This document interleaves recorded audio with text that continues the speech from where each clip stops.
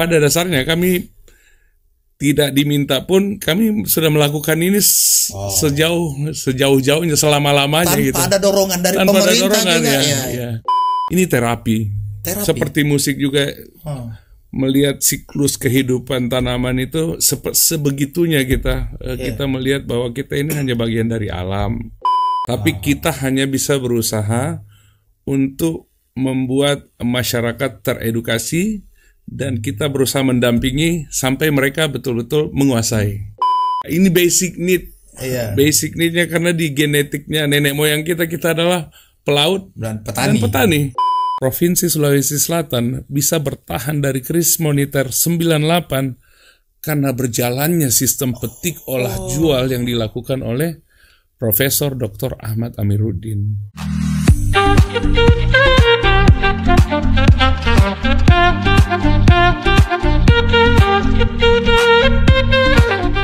Bismillahirrahmanirrahim. Assalamualaikum warahmatullahi wabarakatuh. Kawan-kawan Portal Media, terima kasih sudah hadir lagi di podcastnya Portal Media. Walaupun dengan suara serak yang agak mengganggu, pasti untung bukan vokalis. Makanya saya jalan sajalah main podcast hari ini. Kawan-kawan Portal Media, beberapa waktu lalu pemerintah Kota Makassar itu kasih keluar menurutku program yang keren lah, keren. Walaupun sebelum-sebelumnya itu ada program berganti nama, tapi penting sekali menurut saya kita harus bahas ini. Kita harus mengerti ini apa ini. Nama programnya tuh urban farming, tanah. Nah, itu nama programnya. Beberapa waktu lalu juga saya sudah pernah mengundang, Portal Media sudah pernah mengundang Pak Islahuddin, seorang akademisi, bicara juga tentang urban farming dari sisi pariwisatanya. Alhamdulillah. Hari ini saya kedatangan tamu. Kalau ada orang Indonesia yang tidak kenal dia, ini tak kelewatan, betul Kak? Kelewatan, betul kak. Ada Opa Fadli Padi. Assalamualaikum Opa. Waalaikumsalam warahmatullahi wabarakatuh. Terima kasih banyak. Sehat-sehat. Alhamdulillah. Saya suaraku sedikit, beberapa hari lalu kita baku telepon. Suaraku jauh lebih serak daripada ini. Kalau Bruri bilang ini serak-serak bahasa ini. Pas karakter yang butuhkan memang untuk. Opa. Siap. Iya. Opa. Kalau boleh bertanya, baru kayak pertama kali Kak, kan tim ahli tim ahlinya Pak Api Iya, tenaga ahli ya. Baru kayak pertama kali berhubungan sama birokrat Kak. Ini bukan pertama kali sih, cuman masuk ke dalam bagian dari sebagai tenaga ahli dari birokrasi ini pertama kali. Kemarin keterlibatan di mana? Keterlibatanku dulu pernah sempat 2014 dulu pernah bantu untuk mengajarkan urban farming juga, tapi satu sektor itu aquaponics. Aquaponik itu di beberapa sekolah di Makassar, kalau tidak salah 50 sekolah. Bekerja sama juga dengan pemerintah. Iya, bekerja sama. Bicara tentang urban farming. Musisi, semua orang kenal kita sebagai musisi. Siap. Saya dengar lagu tak dari saya SMP. Saya belajar main gitar pakai lagu tak itu. Siap. Tahu makanya. Saya belajar main gitar. Pertanyaannya ini dari mana ke mana? Seorang musisi bicara tentang urban farming. Bukan tidak ada hubungannya sama nama band Kakak Padi. Kawa gigi bedeng, kesehatan mulut misalnya. Kalau padi berarti tumbuh-tumbuhan gitu ya. Di mana hubungan tak? Kenapa bisa kita bicara tentang urban farming ini? Iya, itu baru saya tahu, itu baru saya dapat insight lagi nih, padi dia karena itu juga takdirnya. Jadi gini, mungkin terima kasih banyak sebelumnya. Ada dua hobiku dalam yang saya benar-benar sukai. Satunya itu adalah musik dan satunya adalah berkebun, bertani. Itu hobi yang saya dapatkan dari kecil ya, dan di satu waktu saya pada saat padi vakum tahun 2010 kan sempat vakum 2010 sampai 2017 saya itu sempat sedih lah. Terus tiba-tiba gitarisku Ari, gitaris yang satu selain Mas Pio bilang, "Fat, ya padi sudah kondisinya begini, kita nggak bisa maksain apa-apa." Oke. Apa idemu? Dia bilang, "Coba apa hobimu yang lain selain musik?" Saya bilang, oh hobiku berkebun. Dari situ saya switching memang langsung kembali belajar tentang apa teknologi pertanian di masa itu yang terbaru. Akhirnya saya dapat tentang urban farming. Dan urban farming itu saya sempat jalan ke Melbourne. Di Melbourne itu saya datang mengunjungi kakak, datang ke Melbourne, diajak pergi ke tempat namanya Ceres Environmental Park. Di situ saya dapat inspirasi. Dari situ saya dapat inspirasi berbagai macam instalasi urban farming di sana, kebun komunitas dan lain-lain. Saya dapat namanya aquaponik. Aquaponik itu saya pelajari, akhirnya padi masih vakum, jadi saya baca banyak literasi, ikut kelas-kelas di sana, walaupun kelas yang pendek, tapi dengan kurang lebih setahun saya membaca literasi dan langsung praktek. Tahun depannya saya sudah mengajarkan ke komunitas Indonesia berkebun waktu itu 2011-2012. Akhirnya ya keterusan sampai hari ini. Akhirnya ketemu Pak Wali. Ketemu Pak Wali ya, itu lucu juga Pak Wali. Jadi sama-sama waktu Pak Wali belum jadi wali kota juga, saya kan memang sahabatan dari SMA. Beliau ini tahu saya memang aktif dan saya sudah mengajar, sudah Prapurna Bakti salah satu bank besar di Indonesia. Terus beliau juga memelihara maggot di rumahnya di Jakarta, pelihara ayam, memang orangnya suka pengelolaan limbah organik dan salah satunya lewat memelihara ayam dan memelihara maggot. Nah, dari situ terus saya bilang pada saat beliau jadi wali kota, saya bilang, Pak Wali, saya mau bantu Ki ini. Saya kan public figure. Kita punya isu-isu lingkungan, isu apapun. Saya siap jadi dutanya.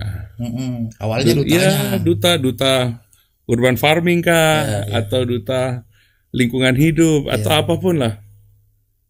Terus bilang oke. Minggu depannya saya dikabari lagi sama Pak Wali.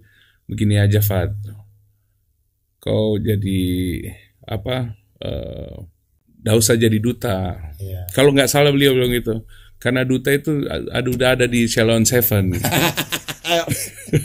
Arman Digisi. saya lupa dia yang bilang atau siapa gitu, tapi kurang lebih begitu ceritanya. Dia bilang, kau jadi tenaga ahli, bantu saya untuk urban farming di Kota Makassar. Berarti perhatiannya Pak Wali terhadap urban farming juga tinggi ya maksudnya? Tinggi, karena beliau juga pelaku. Pelaku urban farming di Makassar waktu itu maggot dengan ayam pelihara ayam petelur. Opa, kalau sebelumnya kan sebenarnya Makassar sudah punya programnya. Kalau tidak salah namanya dulu itu Lorong Garden. Kalau saya tidak salah, Lorong Garden kalau tidak salah ingatkan. Betul. Ini pertanyaanku, apa yang membedakan dengan program urban farming Tengskar? Sebenarnya tidak, kalau beda secara ansih begitu, secara literal tidak ada bedanya. Urban farming itu sama aja. Dimanapun di dunia sebenarnya tergantung kondisi dan tempat. Yang membedakan metodologinya. Metodologi itu dari yang beberapa waktu saya pelajari, bahwa ternyata urban farming itu harus selalu dimulai dari bawah. Dari partisipasi komunitas, masyarakat, dan pemerintah. Dan itu mulai dari permintaan masyarakat. Dan itu seperti itu yang dipahami juga sama Pak Wali, bilang, kami siap untuk menjadi fasilitator. Jadi saya kumpulkan lah. Jadi kalau boleh perbedaannya di metodologinya saya jelaskan secara singkat. Ada top down, dari atas ke bawah, bahwa ini lorong garden kita mau tanam ini. Dari atas ke bawah lah istilahnya, inisiasi pemerintah. Kalau di sini kita balik dari bawah ke atas, dari permintaan masyarakat ke pemerintah, dan pemerintah jadi fasilitatornya, kurang lebih bottom up dia. Bottom up. Top down dan bottom up dia. Waktu saya ngobrol sama Pak Islah itu, saya juga tanya ini. Saya tanya kenapa berbeda kan? Apakah kemarin apa yang salah dari program yang kemarin? Karena begini, Opa, ada beberapa ada beberapa akademisi juga saya tanya itu. Masalahnya kita di Makassar adalah pada konsistensi. Yes, betul. Jadi kita begitu akademisi kan urban farming bukan cuma dari pemerintah kan. Betul. Akademisi juga banyak yang turun itu mengajarkan masyarakat. Cara nanamnya begini ya dan segala macamnya. Diawasi oke tuh. Begitu dilepas. Itu udah lepas Tommy dia. Betul. Maksud saya adakah bukan metodologi urban farming yang maksudku adakah yang dilakukan oleh pemerintah kita yang wakil ini ceritanya supaya masyarakat konsisten berada di urban farming ini maksudku. Ya, siap. Jadi ini juga salah satu bukan bicara benar salah ya. Ini perbedaan metodologi aja. Cuman memang masalah di urban farming itu adalah keberlanjutannya, kelestariannya, sustainability-nya. Itulah yang saya dengan teman-teman dari komunitas penggiat urban farming di Makassar, teman-teman lamaku saya kumpul semua dari 2012 dan saya berusaha cari teman-teman lokal, konten, lokal hero untuk ayo kita kembali lagi, kita bikin tim dan ini kita dikasihkan playground, taman bermain, ruang bermain untuk bermanfaat. Ada untuk panggung lah untuk main untuk masyarakat Makassar. Karena pada dasarnya kami tidak diminta pun kami sudah melakukan ini sejauh-jauhnya selama-lamanya tanpa ada dorongan dari pemerintah juga ya. Sekarang bagaimana caranya kita mengajak masyarakat dapat beauty-nya urban farming, bahwa ada potensi, ada hal yang menarik di dalamnya, ada banyak faktor lah di dalamnya.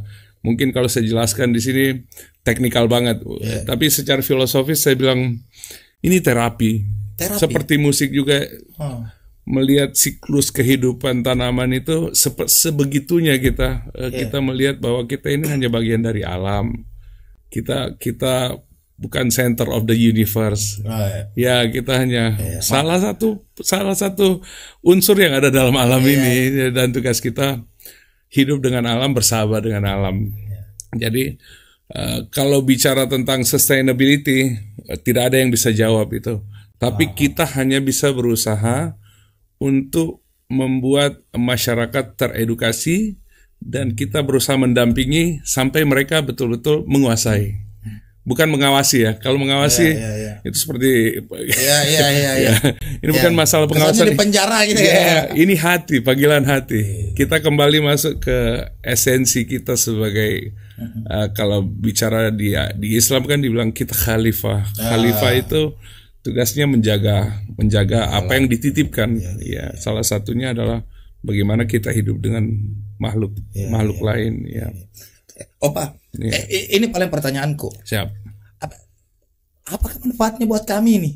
Buat masyarakatnya apa nih? Manfaatnya maksudku, toh kemarin juga tidak urban farming baik-baik jika. Betul. Kalau manfaat mungkin saya bisa gambarkan, nggak usah menjadi pahlawan lingkungan lah. Umpamanya kita bicara kesehatan, tidak ada satupun makanan yang bisa mengalahkan hasil panen dari halaman rumah kita secara organik. Kita bicara enzim atau nutrisi atau gizi, itu sependek jejak karbon itu sampai ke piring kita, itulah yang terbaik yang bisa kita dapatkan. Kalau bicara manfaat, bukan secara hanya ekonomi ya. Ada manfaat ekonominya? Harusnya ada. Minimal dia mengurangi pengeluaran rumah tangga. Yang awalnya beli cabai 10.000 jadi 7.000 mami, jadi 5.000 mami. Tidak beli. Kalau kita punya kita punya 5 pot cabai yang kita 5 polybag cabai yang kita rawat dengan baik. Nggak beli magi cabai. Sesimpel itu. Supaya kita punya 1 pohon cabai atau minimal 5 pohon cabai yang kita rawat dengan baik, kita tahu bagaimana mensifati dia. Sampai tahun-tahun depan kita masih panen dari cabai itu, dan cabai itulah yang menjadi sumber kesehatan kita kalau kita bicara tentang nutrisi atau gizi. Jadi lebih filosofis ke situ, Dan kalau bicara keuntungan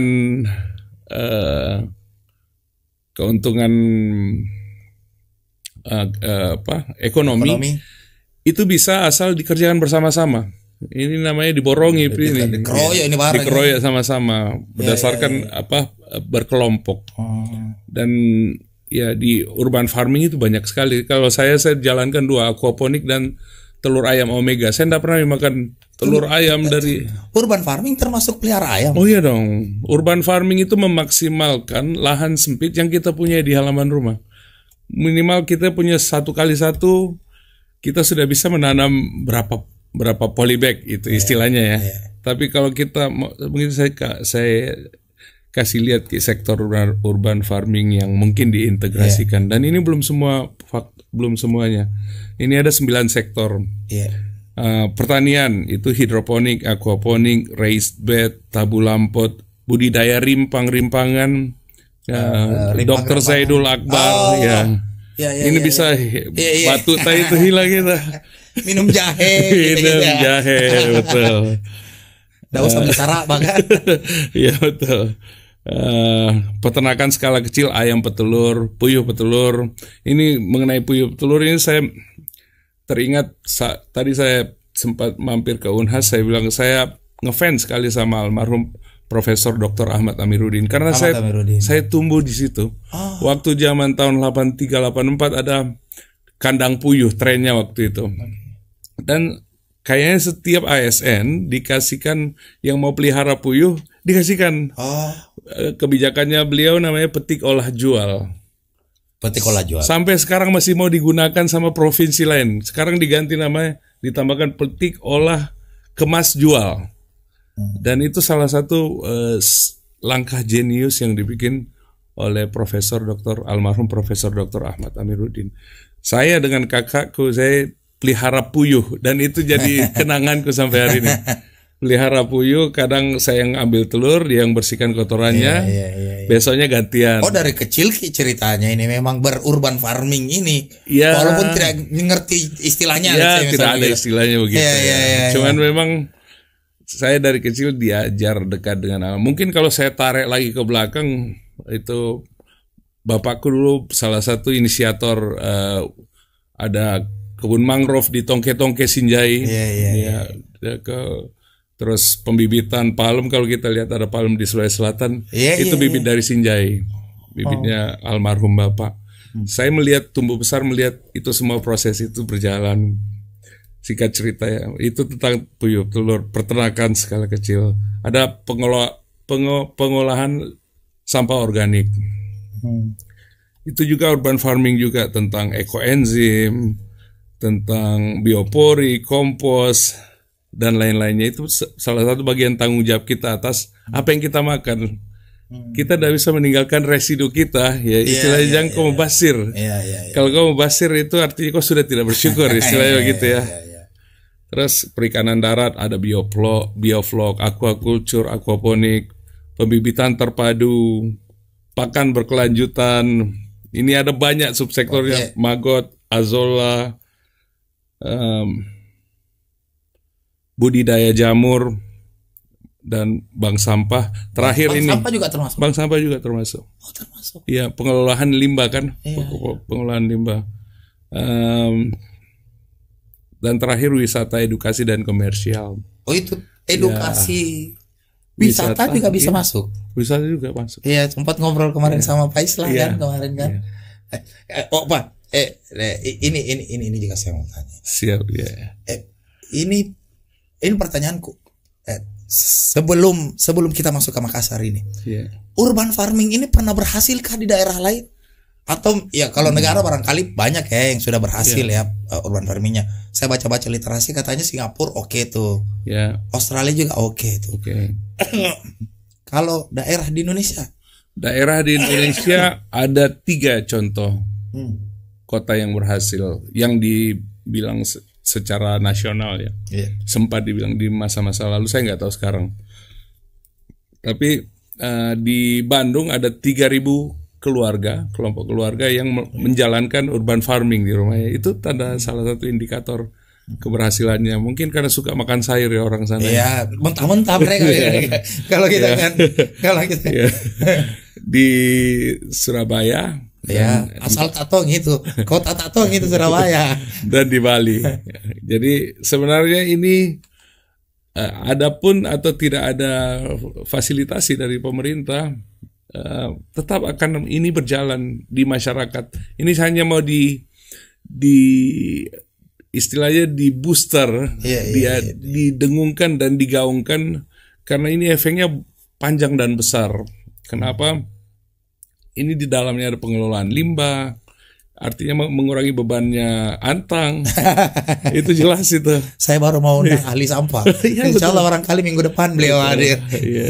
Ya, jadi ini bagian dari ikhtiar. Tanami tanah.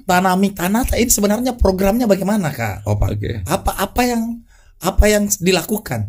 Ya, jadi secara teknis nih Secara teknis ada 3 stakeholder dan shareholder lah istilahnya. Pemerintah sebagai fasilitator, masyarakat, dan teman-teman penggiat yang dianggap tenaga ahli, tim ahli lah, yang sudah puluhan tahun ada di situ. Kita mida dengkotnya di situ. Ya saya cuma profnya, bukan provokator. Saya kira profesor. Bukan provokator. Bagian kompai. Jadi 3 ini akan bekerja sama untuk edukasi dan pendampingan. Tapi yang pasti di teknisnya itu karena kita mau bottom up, kami minta ke Pak Wali dan dinas terkait untuk mencari lahan milik pemerintah. Lahan milik pemerintah dan termasuk fasos dan fasum ya. Betul. Lahan milik pemerintah itu ada 2 ternyata. Kita dapat 1 ada BPP, Balai Penyuluhan Pertanian Barombong. Oh, di Barombong. Yes. Itu luasnya kurang lebih hampir 5.000 meter. Dan ada banyak percontohan di situ, cuman belum dimaksimalkan. Dan ada BPP di Sudiang. 2 ini akan jadi hubnya dan pilot projectnya. Kasarnya begini, ini akan menjadi taman mininya, urban farmingnya Kota Makassar, dan masyarakat bisa datang ke situ untuk mulai dari sekolah, komunitas-komunitas sampai senior citizen, pensiunan mendapat inspirasi dari situ, dan mudah-mudahan kita bisa sampai disable friendly ya. Jadi itu percontohan dan di situ kita berusaha memang bikin konsep bekerja sama dengan arsitek untuk bahas landscape. Simpelnya begini, bagaimana bikin orang tertarik datang ke situ seperti saya tertarik datang ke Ceres waktu itu. Kita kasih rapi gini, kasih ganteng, kasih cantik. Orang datang kalau tempatnya cantik, seperti yang mereka lihat di Harvest Moon kalau main game. Heyday. Game tahun berapa? Heyday. atau apa? Township kayak gitu kan rapi kan, panen kurang lebih kita mengejar bahwa anak-anak sekarang pun pasti akan tertarik pada saat iya tahu ndak jauh-jauh sih dari dari game. Oh begini dari situ mungkin itu awalnya 2 tempat ini kita harapkan jadi mata airnya untuk menginspirasi, membangunkan masyarakat bahwa ini ada banyak hal yang menarik di sini, ada banyak hal yang kita dapatkan dari sini, bukan hanya ilmu menanam atau metik, tapi ada 1 terapi, yang kedua survival untuk kalau ada krisis pangan kita sudah tahu cara menanam. Ini bukan menanam di handphone lagi nih. Ini basic need. Basic need-nya karena di genetiknya nenek moyang kita adalah pelaut dan petani. Gunung dan laut kita ini. Kita ada di situ. Jadi ini sebenarnya buat men-trigger bahwa kembali lagi kita melihat bahwa kita sebenarnya kembali ke basic. kembali ke basic ya. Kita cuma mengingat-ingat kembali kita dulu, mengembalikan diri kita dengan cara yang menarik. Instalasi tidak perlu terlalu capek, tidak seperti yang padat karya. Sekarang kita lebih banyak instalasi pipa, talang dengan menanam di batu dan lain-lain, lebih simpel. Menanam di batu. Aquaponik itu menanam di batu, tidak pakai tanah. Kan saya bikinkan kalau kita. itu keren itu. Ya. Menarik sekali. Tidak ada. Saya bikin aquaponik dari 7 tahun lalu sampai hari ini saya masih panen. Saya tidak pernah ganti air. Tidak pernah ganti air. Saya hanya menambah kalau menguap airnya. Dan saya menanam di batu sesimpel itu, dan bahkan orang difabel pun bisa karena dia tidak perlu membungkuk orang senior citizen. Mohon maaf, ini bukan bahan ya. Ini sesimpel kayak main Lego ya. Tapi ada hasilnya, dapat ikan, dapat sayuran. Inklusif lah ini barang ini. Ini sangat sebenarnya begini, Opa. Saya agak tergelitik sebenarnya kata inklusi ini. Di banyak program pemerintah ya, tidak cuma di Makassar, di mana aja. Kata inklusi itu kesannya jadi jualan, Jikanda. Saya terus terang saja ini, saya kepada kelompok-kelompok rentan kita, lansia, perempuan, disabilitas, semua dijual itu, inklusi itu.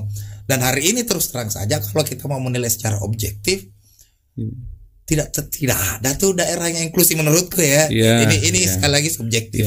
Saya terakhir misalnya saya ke Anjungan Pantai Losari, nggak pernah tuh saya lihat orang disabilitas bisa jalan di situ misalnya.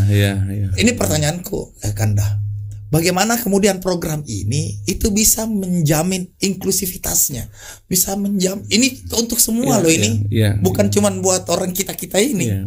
Sebenarnya semuanya itu bagian dari ikhtiar ya. Kita tidak bisa bilang 100% this, 100% that gitu kan. Kita cuman bilang jalur ini kita bikin nyaman, flow-nya seperti ini. Ada jalur buat kereta, ada jalur buat ada pegangannya dan lain-lain sebagainya. Seperti itu maksudnya, seperti standar-standar di negara yang di luar. Karena kita berharap dua tempat ini akan terus berjalan sampai waktu yang kita dan itu memang kantornya penyuluh pertanian lapangan. Jadi dia semacam ruang publik juga. Ruang publik ya, memang harusnya itu bagian dari haknya publik ya, untuk mendapatkan pendidikan tentang pertanian lahan sempit di kota itu sesimpel ini. Contohnya ini nih, aquaponik adalah ini. Bisa aja kayak ini ada di rumahku. Ada ini 1x2 ini bisa Kak menanam kurang lebih 50 tanaman organik di rumahku. Seperti gitu, mereka dapat inspirasi dan setelah itu teknisnya yang kita akan lakukan di tahun-tahun depan itu mereka membuat Poktan dan KWT. Ada anggota, ada pengurus mencari lahan di tempatnya. Dan kita bikinkan pendampingan untuk membuat instalasi yang mereka harapkan. Kita sekarang sudah bicara juga dengan Brida. Brida itu minta riset kajian tentang potensi dan kebutuhan masyarakat di setiap kecamatan, 15 kecamatan ini. Jadi kita mencoba lebih sistematis mengajak teman-teman arsitek untuk ini bidang ini bikin landscape-nya biar nyaman ini. Masa video game enggak bisa dipindahkan ke sini tuh. Seperti kita awalnya dari hayalan, tapi karena kita memang sudah pernah membuat itu, jadi kita bilang ini real. Ini bisa real dan ini bisa bermanfaat kalau dijalankan dengan baik. Opa, ini sebenarnya susah loh ini barang nih, Pak. Kalau saya dengar, Pak, susah ini barang ini. Belum itu yang saya bilang, inklusinya harus dipikirkan, keterlibatan semua masyarakat harus dipikirkan. Tidak semua tempat yang pasti di dua tempat ini. Sebagai embrio dulu nih barang ini. Kita mulai dari situ dulu. Tapi maksudku kan tetap susah ini barang ini. Terutama yang saya bilang tadi, menjaga sustainability-nya. Itu kan agak repot ini. Ini pertanyaanku buat kita pribadi. Kenapa kita mau urus-urus ini, Kak? Saya sudah di usia 50, Om. Jadi saya kembali ke filosofi. Selalu ada tarikan. Pertama saya mau jadi musisi karena saya mau having fun dengan hidupku. Dan ternyata pekerjaan ini disukai sama orang. Saya punya manfaat gitu. Kembali lagi ke kemanfaatan ini. Bukan masalah proyek. Saya tidak pernah, saya tidak tertarik dengan urusan proyek-proyekan. Nah, saya melihat ini sebagai chance, kesempatan untuk saya melakukan sesuatu di usia ini, membagikan apa yang saya punyai, kurang lebih seperti mengulang apa yang dilakukan oleh gubernur favorit saya, Profesor Dr. Ahmad Amiruddin. Petik, olah, jual. Kita tahu efeknya itu petik, olah, jual di Sulawesi Selatan. Salah satunya yang saya pernah baca, Provinsi Sulawesi Selatan bisa bertahan dari krisis moneter 98 karena berjalannya sistem petik, olah, jual yang dilakukan oleh Profesor Dr. Ahmad Amiruddin. Itu efeknya. Mungkin setelah beliau tua, setelah beliau pensiun dari gubernur, tapi ilmu itu tetap tinggal. Itulah yang sebenarnya kita tidak cari solusi cepat. Bilang 1 tahun, pokoknya take off ya. Kita nanti gas pergi. Dilihat sama satu Indonesia, kita dapat piala dan that's it. Tidak. Seperti main musik. Selama kita sukai, kita bikin terus. Kurang lebih begitu. Jadi saya tidak pikir susahnya. Saya tahu ini tidak mudah. Tapi saya bersenang-senang di dalam ini. Itu dia tuh. Itunya sih. Karena bukan saya, kami ya. Kita semua berharap bisa bersenang-senang. Karena itu yang sempat saya bilang tadi itu. Akademisi itu banyak turun bicara tentang urban farming. Dan ada cerita lucunya kalau kita bicara tentang sampah. Ada guru besar di Unhas Teknik itu baru pulang dari Jepang. Pulang dari Jepang, dia kebiasaan di Jepang dia sampahnya. Bagi dia 4 ya. 9 kalau nggak salah. Sampai B3 sampai B3. Dia bawa pokoknya 9. Begitu diambil sama tukang sampah digabung lagi. Betul. Tadi saya sempat bicara. Kebetulan saya dapat kesempatan bicara sama Pak Wali sebelum dia balik ke rumah. Terus karena waktuku sedikit, saya cuman salah satunya ada solusi-solusi yang realistis bisa dibikin, tapi enggak tahu eksekusinya bagaimana. Jadi kayak ada mobil sampah yang khusus untuk sampah organik, dan mobil sampah khusus untuk sampah plastik. Dan dia akan masuk tidak langsung ke TPA. Dia masuk yang organik ini akan diolah. Ini salah satunya nih, akan diolah. Sampah organik itu ada 3 turunannya. Jadi ekoenzim, jadi kompos, dan jadi maggot. Semua barang-barang yang bermanfaat. Sampah plastik kita sudah tahu, Bang, sampah itu di mana-mana, di Banyumas dimanapun ada. Di sini juga ada. Bedeng. Bedeng. Ada bedeng. Kan ada harganya. Makanya orang kumpulkan. Ada harga, ada value-nya. Dan kalau kita mau buka data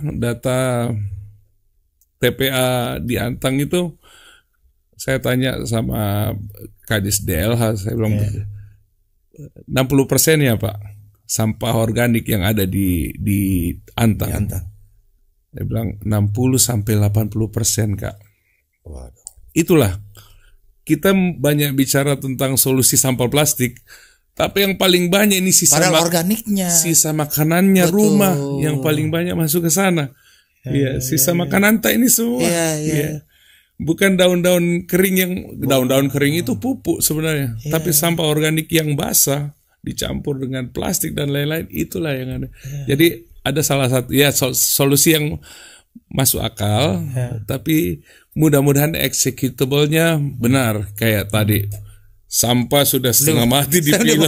Itu lucu. Mas, jangan Pak. Masih di dalam ini begini memang. Ya itulah. Saya punya istri juga pernah begitu. Tapi dia bagi 2 Ji. Cuma tetap masuk begitu, 1 aja. Itu salah satunya dengan ada tadi mungkin saya belum bisa mewakili Pak Wali Kota tentang itu, tapi sebenarnya ayo kita sama-sama cari solusi sama-sama. Akademisi pun saya sempat datang ke Unhas, saya mau sowan ke akademisi untuk apa yang terbaru di urban farming, di pengelolaan limbah ini. Karena ini intinya kemanfaatan untuk masyarakat.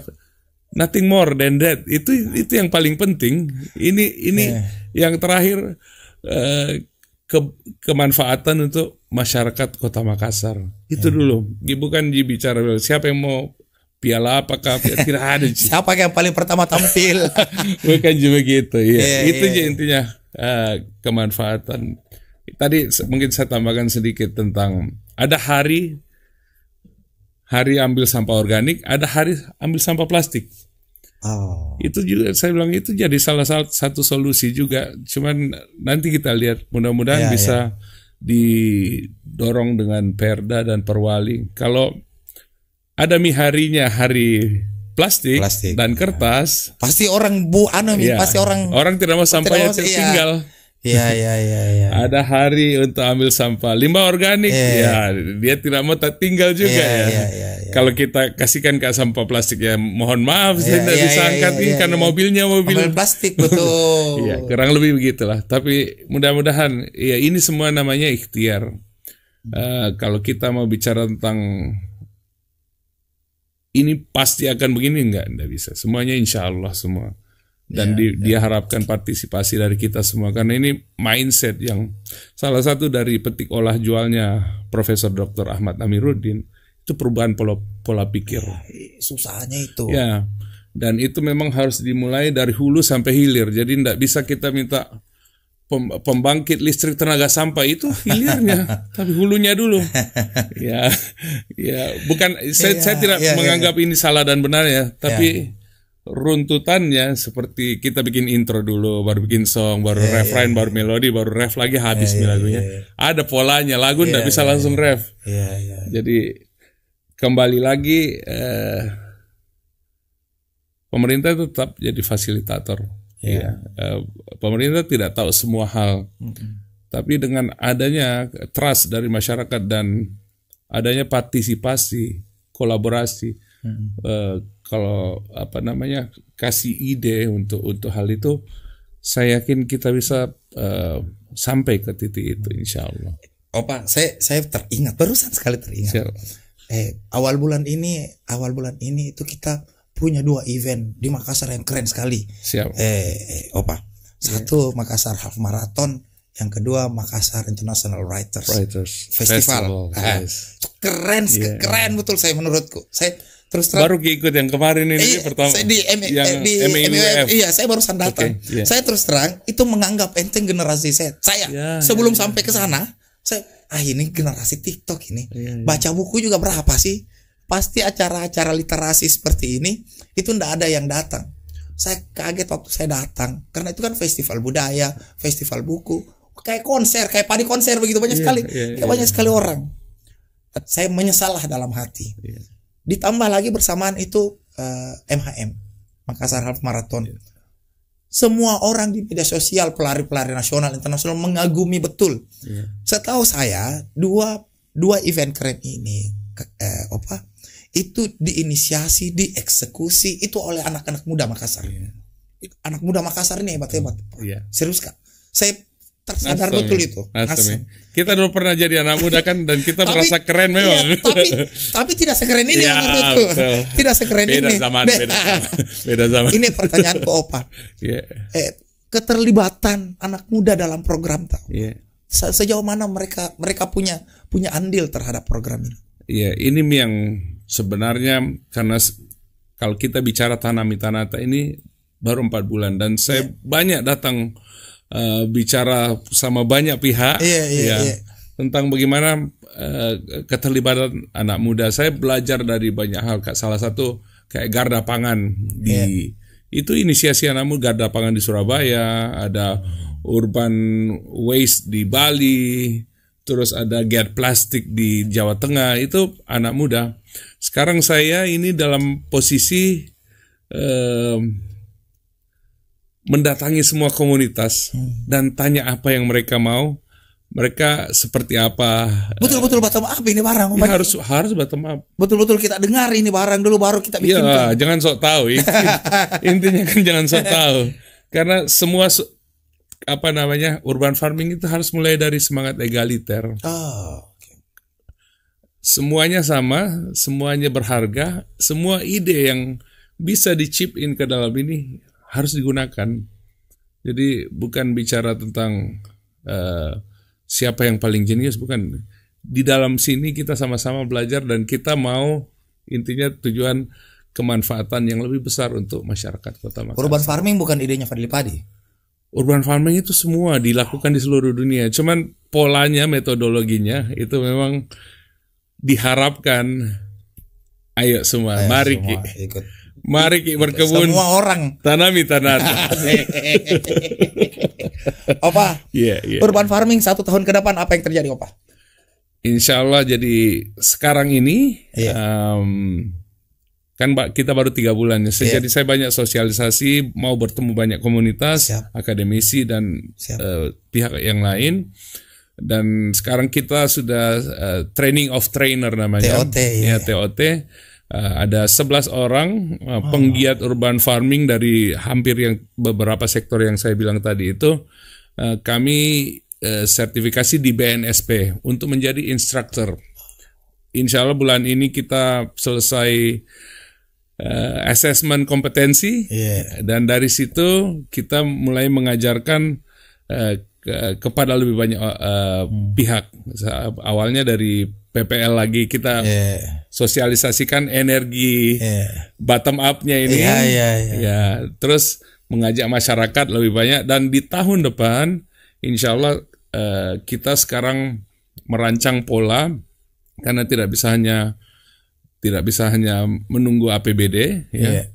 Kita punya banyak pihak yang concern ya, banyak corporate, banyak CSR, banyak ini kan mahal juga ini urban farming ini, Opa. Mahal banget enggak? Karena saya memang berharap, saya bilang sama teman-teman, kasih visible ini barang. Ini barang bisa dari bahan bekas, ini bahan bisa dari yang penting satu, tidak ada mikroplastik, tidak beracun, tidak. Ya alhamdulillah pengalaman belasan tahun belajar itu kita bisa dapat metodologi yang efektif dan efisien. Mudah-mudahan ya. Jadi insya Allah tidak sampai 1 tahun ke depan saya undang lagi bicara di sini. Minimal ada gambar kita kasih lihat, Kak. Ini begini. Boleh begitu, Opa? Bisa dong. Nanti boleh kita kasih gambar di rencananya dulu. Boleh. Dan nanti di edit masuk ke sini ya. Opa, terima kasih. Kita sisipkan waktu untuk saya, Opa, untuk ngomong tentang urban farming. Saya terima kasih banyak undangan Tak. Ini mudah-mudahan energinya, energi kebersamaan ini bisa menyebar kemana-mana, dan sekali lagi kalau tidak ada kita ini tidak akan maksimal. Opa, terima kasih banyak. Terima kasih banyak. Kawan-kawan Portal Media, terima kasih sudah hadir lagi di podcastnya Portal Media. Tolong taruh di komen siapa lagi yang kami harus undang di meja ini. Saya Sal pamit, billahi taufiq wal hidayah. Assalamualaikum warahmatullahi wabarakatuh. Waalaikumsalam warahmatullahi wabarakatuh. Alhamdulillah.